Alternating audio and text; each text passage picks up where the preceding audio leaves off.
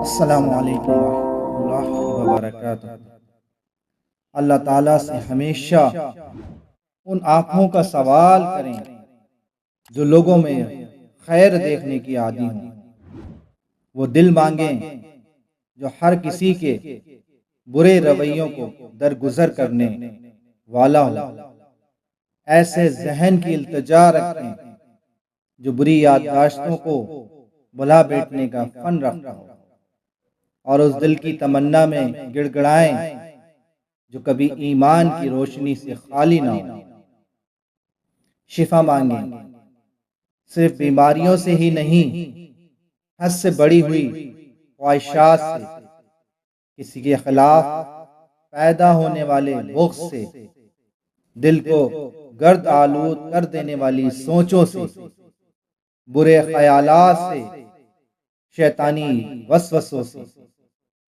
فکر نہ کریں، اللہ نے آپ کو شفا کے لیے هو الشافی، تعلیم کے لیے رب زدنی علما، اور خوراک کے لیے واللہ خیر الرازقین کے وظیفے عطا فرمائے ہیں۔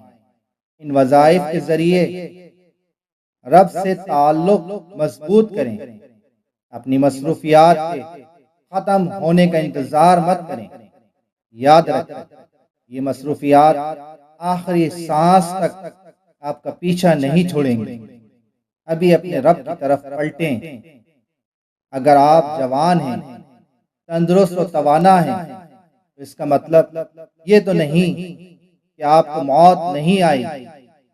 موت کو آنے کے لیے عمر و صحت کی کوئی رکاوٹ نہیں ہے، اس لیے اپنی تیاری مکمل رکھیں کہ اللہ جانے کب باری آ جائے۔ اے اللہ، ہمیں وہ آنکھیں عطا کر جو لوگوں میں خیر دیکھنے کی عادت ہو، وہ دل عطا کر جو کسی کے برے رویوں کو درگزر کر دینے والا ہو۔ اے اللہ، ہماری حفاظت برے خیالات سے، بری خواہشات سے، بری سوچوں سے اور شیطانی وسوسوں سے فرما۔ اے اللہ، ہمیں تیرے ذکر، تیرے شکر ادا کرنے والے اور تیرے ہدایت یافتہ لوگوں میں شامل فرما۔ ہر وقت، ہر ضرورت پر تیرے مختص وظائف کی پابندی کرنے کی توفیق عطا فرما۔ اے اللہ، ہر قسم کے برے عیبوں سے ہمیں شفا عطا فرما۔ موت سے پہلے نیک اعمال کا ذخیرہ جمع کرنے کی توفیق عطا فرما۔ بیماروں کو شفا کاملہ عاجلہ اور محرومین کی مغفرت فرما۔ اے باری تعالیٰ، ہمیں درود شریف پڑھنے کی توفیق عطا فرما۔